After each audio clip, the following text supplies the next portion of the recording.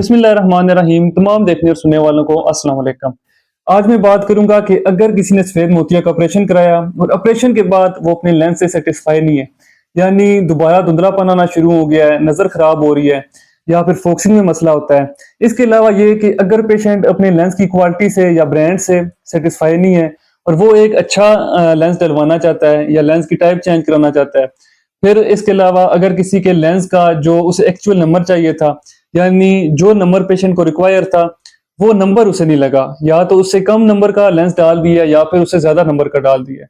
और बहुत सारे और भी केसेस होते हैं जिसमें अगर किसी का लेंस अपनी जगह से हट गया है, यानी डिसलोकेट हो गया है, या लेंस डैमेज हो गया है, लेंस टेढ़ा हो गया है, तो इस केस में क्या आप अपना लेंस चेंज करा सकते हैं या नहीं। और कुछ केसेस ऐसे होते हैं कि जिनमें बहुत सारे कॉम्प्लिकेशंस आने के चांसेस होते हैं, यानी अगर आप अपना लेंस चेंज करा रहे हैं या रिप्लेस करा रहे हैं तो बहुत सारे रिस्क फैक्टर्स होते हैं जिसके बारे में आपको मालूमात होनी चाहिए। जब भी आप अपना लेंस चेंज कराते हैं आपको वो सारे रिस्क फैक्टर पता होना चाहिए, ताकि आप अपने सर्जन से कुछ क्वेश्चन कर सकें कि क्या मेरा लेंस चेंज होना चाहिए या फिर इसी लेंस पे गुजारा करूं, या फिर कुछ और अल्टरनेट ऑप्शन हमारे पास अवेलेबल हैं कि जिसकी वजह से हमें लेंस चेंज ना करना पड़े, तो यही लेंस अपनी जगह पे इस तरह से एडजस्ट हो जाए कि नजर साफ हो जाए। तो सबसे पहले ये कि बहुत सारे लोग यूट्यूब पे या गूगल पे सर्च करते हैं लेंस की टाइप्स के बारे में, तो उन्हें पता चलता है कि हमारी आंख में एक ऐसा लेंस डाल सकता है जो एक नेचुरल लेंस की तरह हमें दिखा सकता है, यानी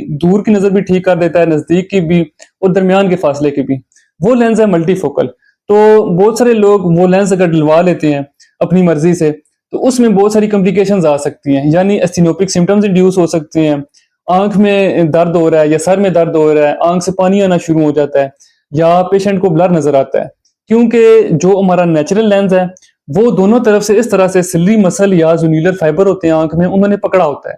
जिसकी वजह से जब भी आप दूर देखते हैं या नजदीक देखते हैं तो लेंस अपनी शेप चेंज कर लेता है, यानी फासले के लिहाज से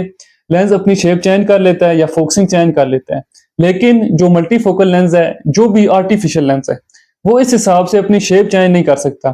जिसकी वजह से पेशेंट की आंख से पानी आना शुरू हो जाता है, सर में दर्द होता है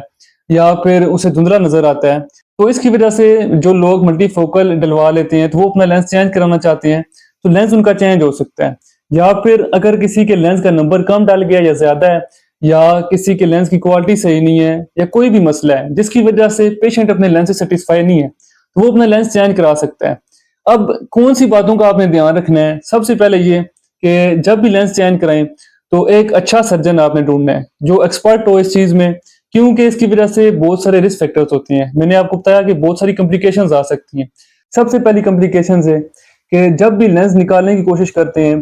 तो अगर लेंस सही से नहीं निकला, क्योंकि बार बार लेंस अपनी जगह से हट रहा है, उसके जूनिलर फाइबर या सिलरी मसल वीक हो गए हैं, क्योंकि नेचुरल लेंस जिस तरह से लगा होता है, उसके बाद अगर आप बार बार लेंस चेंज करा रहे हैं तो जो उसके सिलरी मसल या जूनिलर फाइबर हैं या जो बैग होता है वो बहुत ज्यादा फ्रेजाइल होता है, तो वो अपनी जगह से हटने के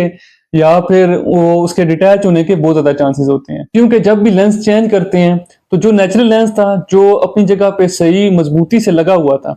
तो अगर बार बार लेंस चेंज करा रहे हैं तो वो जो बैग होता है जिसके साथ लेंस अटैच होता है वो वीक होने के चांसेस होते हैं। और दूसरा ये